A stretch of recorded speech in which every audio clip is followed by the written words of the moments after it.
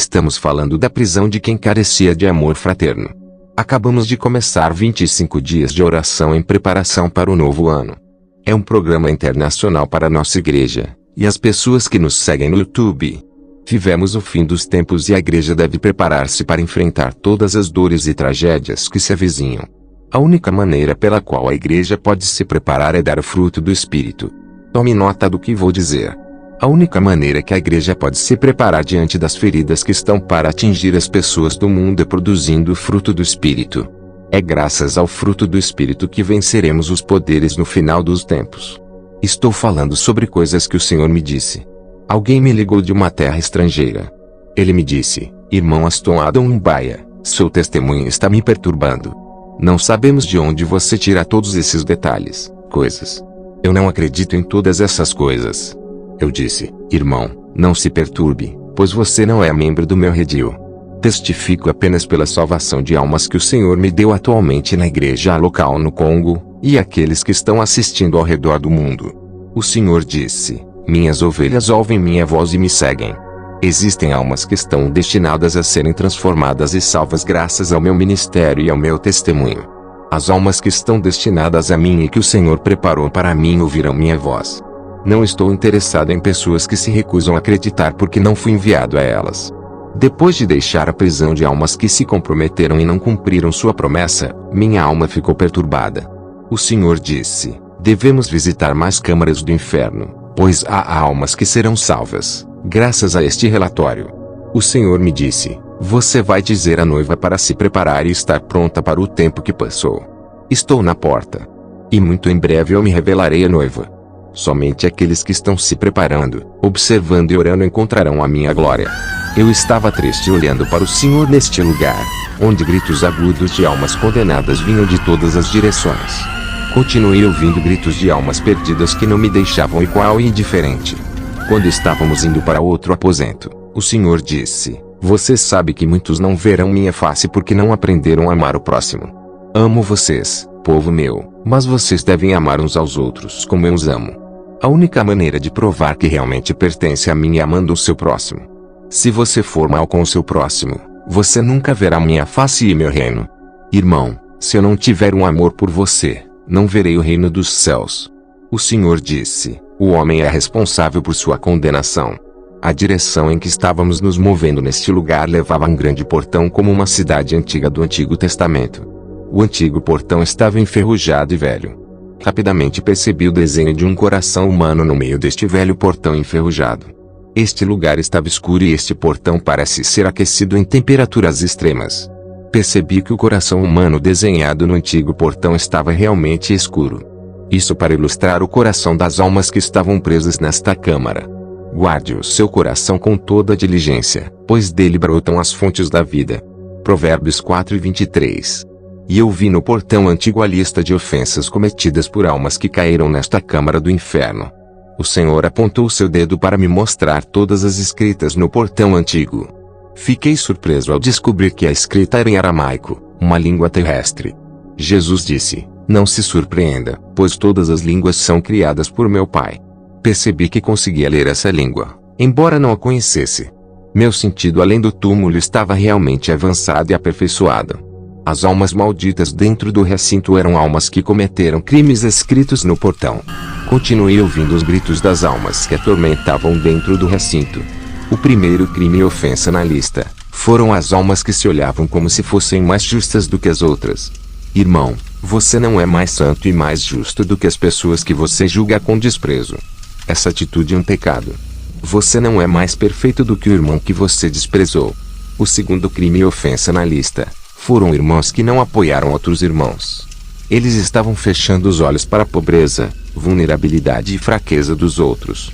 E eles tinham seus olhos focados exclusivamente em si mesmos, ignorando deliberadamente as pessoas que podiam ajudar. Devemos aprender a ajudar a carregar o fardo de irmãos e irmãs. Há irmãos que guardam dinheiro no banco e aumentam sua poupança, ignorando os vizinhos que estão com necessidades básicas.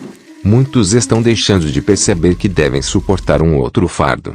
Gálatas 6:2. Levem fardos uns aos outros, e assim cumpram a lei de Cristo. O seguinte crime foram as almas que não podiam suportar a prosperidade, promoção e descoberta de outros. Eles estão sempre com dor e aborrecidos em seus corações quando alguém invade e é promovido. Sempre que um irmão ou irmã se veste com uma boa vestimenta, eles tendem a minimizar e dizer que é bom, mas não é bom. Eles falam negativamente quando algo positivo acontece a um irmão. Quando as pessoas prosperam ao seu redor, elas se tornam negativas. Devemos aprender a nos alegrar com aqueles que estão se alegrando e compartilhar a felicidade do irmão, em vez de ficarmos tristes por causa de sua prosperidade. Romanos 12:15. Alegrai-vos com os que se alegram, e chorai com os que choram. O próximo crime nesta porta antiga foram pessoas que nutrem rancor, animosidade e maldade em seus corações. Também eram aqueles que não ligam para o irmão, e aqueles que não falam a verdade. Embora estivessem testemunhando mal diante deles, eles falharam em falar quando o mal prevalecia. Levítico 19:17. Não odiarás o teu irmão no teu coração. Certamente repreenderás o teu próximo e não levares pecado por causa dele. Nesta lista, havia aqueles que se recusam a ser ditos a verdade, aqueles que não podiam suportar a verdade. Eles também eram irmãos que desejavam mal ao próximo. Ficaram felizes quando o mal se abateu sobre seus irmãos e vizinhos. Eles dizem: o Senhor os castigou. Provérbios 24:17-18. Não te alegres quando teu inimigo cai, e não permitas que o teu coração se alegre quando ele tropeça. 18. Para que o Senhor não veja, e isso seja desagradável a ele, e ele desvie dele a sua ira. Minha querida, nunca devemos desejar mal aos irmãos e ao nosso vizinho. Em vez de desejar o mal e amaldiçoar aqueles que nos ofendem, devemos perdoá-los. Mesmo assim, continuamos dizendo que Deus vai puni-los porque desejamos-lhes mal. Se o Filho do Homem aceitou a perseguição e rejeição, como é que seus discípulos não aceitaram a perseguição? Minha querida, não devemos desejar mal às pessoas porque elas nos rejeitam. Nestes aposentos, eles também eram aqueles que não amam mais seu parceiro conjugal, embora continuem a viver juntos. Em muitos casamentos, o amor acabou, e o que resta é a formalidade. Eles eram aqueles que odiavam as pessoas sob algum pretexto.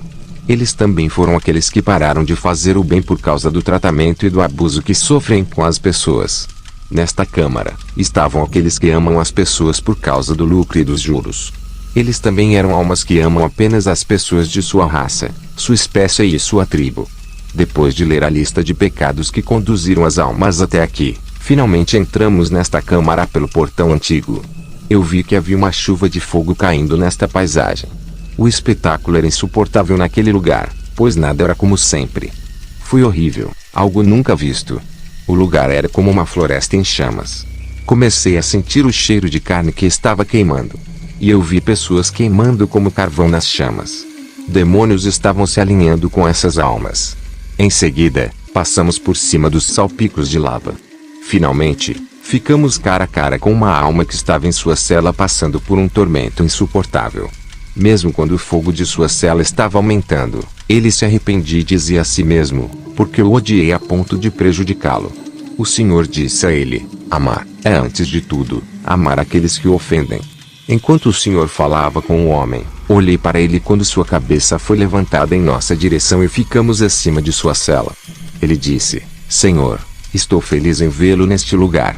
Eu sei que você veio para me libertar deste lugar. Senhor, tu sabes que tenho suportado e aborrecido aqueles que me ofenderam muito. E eu estava cansado de perdoar a mesma coisa porque o irmão continuava a me ofender. Apesar da minha paciência, decidi lidar com ele. Eu desenvolvi amargura. O Senhor disse: quando você tem um bom coração, qualquer que seja o tratamento que receba, seu coração será constante. Eu perguntei ao Senhor: o que ele fez para cair aqui? O Senhor disse: ele estava noivo, mas seu amigo continuamente o difamava para sua noiva. Sua noiva o estava repreendendo por causa das coisas que ouvia de seu amigo. Como seu amigo continuou fofocando e difamando-o, ele acabou perdendo 2 noivas consecutivas por caluniar seu amigo. Quando ele ficou com a terceira noiva, seu amigo quis sabotar o noivado. Foi quando ele ficou com raiva. Ele passou a exigir que seu amigo parasse de caluniar. Ele rompeu a amizade para não sabotar seu noivado com a noiva. Ele fez isso para evitar as difamações e calúnias que sofreu com ele. Ele publicou a foto de seu amigo nas redes sociais para quebrar sua amizade. Isso porque ele estava cansado de perdoar as transgressões de seu amigo. Quando perdoamos, temos que suportar o prejuízo. Amor é enterrar as feridas. Quando você diz algo para alguém que não gostou e interpretou mal, você tem que suportá-lo. Quando fomos para a próxima cela, vi uma alma maldita dentro de uma cela de barras de ferro que parecia uma gaiola. Seu peito estava acidentado. Eu vi sombras que o cercavam e elas estavam perfurando no peito. Eles diziam um após o outro: eu disse isso e aquilo, mas você não quis ouvir. Proibimos e dissemos para você não fazer isso, mas você continuou a fazer. Quando a alma viu o Senhor Jesus Cristo, ele disse: Mestre, tira este meu baú, pois não posso suportá-lo. Jesus disse: quando você estava vivo, você nunca queria que as pessoas lhe contassem a verdade. Você deveria ter suportado as pessoas que estavam lhe dizendo a verdade. Quantas pessoas você expulsou de sua vida porque lhe disseram a verdade? Sempre que você se comportou mal e as pessoas o repreenderam, você imediatamente fica com raiva delas. Quando as pessoas dizem que você está agindo mal, você as classifica como inimigas. Você acha que aqueles que são seus amigos estão escondendo a verdade de você. No entanto, amizade implica dizer a verdade um ao outro. Quando seu amigo não disse a verdade, ele não é seu amigo. Muitas pessoas gostam que seus amigos vivam com eles em mentiras e hipocrisia. Aquele que te ama deve dizer a verdade. Quando um amigo seu fica quieto quando você está se comportando mal, dizendo que vi que o que você fez foi errado, mas não gostei de dizer, ele não é um amigo. Quem te ama é quem te fala a verdade quando você está no caminho errado, mesmo que você não goste. Mas essa alma odiava as pessoas que lhe diziam a verdade. Ele achava que estava sempre certo. Amados, muitas vezes as pessoas que nos observam são as que nos conhecem. Quando eles fazem uma observação sobre nós, eles podem estar certos. Não se veja sempre certo aos seus próprios olhos. Este homem caiu no inferno porque não suportava a repreensão. Jesus disse-lhe: você rejeitou aqueles que tentaram levá-lo de volta ao caminho certo. Os pecados são encontrados em seu coração. É muito tarde para você. Eu estava observando este homem com o Senhor. E eu disse: Senhor, o que ele fez? O Senhor disse: ele estava repreendendo aqueles que tentavam aconselhar e trazê-lo de volta ao caminho certo. Sempre que uma pessoa lhe diz que ela está errada, ela fica com raiva da pessoa. O Senhor disse: as sombras que você vê em torno dele e perfurando seu peito são as pessoas que o aconselharam quando ele estava vivo na terra, que ele expulsou de sua vida. O Senhor me disse: quando alguém lhe conta a verdade sobre um fato, as palavras que ele diz já são um julgamento contra você. Quando alguém lhe diz que você está errado e que o que você está fazendo é errado, quando você recusa essas verdades por causa do seu coração, entenda que essas palavras de reprovação e repreensão que você está rejeitando são um julgamento contra você. E essas reprovações e repreensões que você está rejeitando, aparecerão no dia do julgamento para condená-lo diante de Deus. Portanto, seja atencioso quando alguém lhe disser algo. Então vimos uma alma que estava amarrada em sua cela. Aprendi que ele não tinha mais afeto no coração por seu pai, pois seu pai nunca reconheceu sua realização. O pai era radical, mas medíocre. Ele estava se comportando tão mal que seus filhos não podiam mais suportá-lo. Mas este tinha criado ódio em seu coração para com seu pai porque ele estava usando violência contra sua mãe. Ele pegou seu pai em flagrante, traindo sua mãe. Este homem tinha ódio por seu pai em seu coração. E quando ele morreu, ele caiu aqui. Eu vi uma senhora neste lugar. Ela era casada e costumava abusar do marido. Devido ao comportamento dela, o marido não a suportou mais. Ele tentou aconselhá-la, mas em vão. Um dia, seu marido convidou sua amiga e sua irmã mais velha para lhes contar o que estava acontecendo em seus lares matrimoniais, na esperança de que eles pudessem aconselhá-la e ela os ouvir. Mas quando essas pessoas foram embora, essa senhora ficou com raiva de seu marido e disse: por que você chamou essas pessoas aqui? Você contou a eles todos os segredos que aconteciam em nossa casa. Poderíamos ter administrado todas essas divergências entre nós. Daquele dia em diante, ela sentiu raiva no coração do marido e nunca se arrependeu dessa atitude. Ela ainda estava em seu lar matrimonial, mas o amor se foi, como em muitos lares. O Senhor disse: quando você perde o amor por seu cônjuge, isso já é um julgamento, pois está escrito: você amará seu próximo como a si mesmo, quanto mais seu marido. O amor é insubstituível. Existe amor que você mostra a Deus, e existe amor que você mostra ao seu marido. 1 João 4:20. Se alguém disser: eu amo a Deus, e odiar a seu irmão, é mentiroso, pois quem não ama seu irmão a quem viu, como pode amar a Deus, a quem não viu? Efésios 5, 22 a 33. 22. Mulheres, submetam-se a seus próprios maridos como fazem ao Senhor. 23. Porque o marido é o cabeça da mulher, assim como Cristo é o cabeça da igreja, o seu corpo, da qual ele é o Salvador. 24. Agora, como a igreja se submete a Cristo, assim também as esposas devem se submeter a seus maridos em tudo. 25. Maridos, amai vossas mulheres, assim como Cristo amou a igreja e se entregou por ela.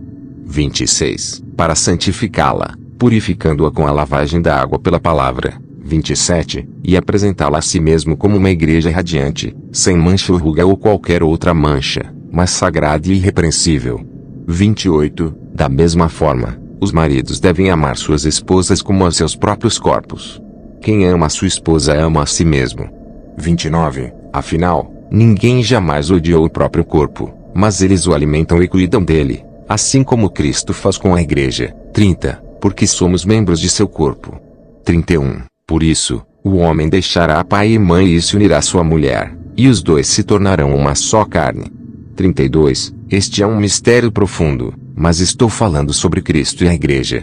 33. No entanto, cada um de vocês também deve amar sua esposa como ama a si mesmo.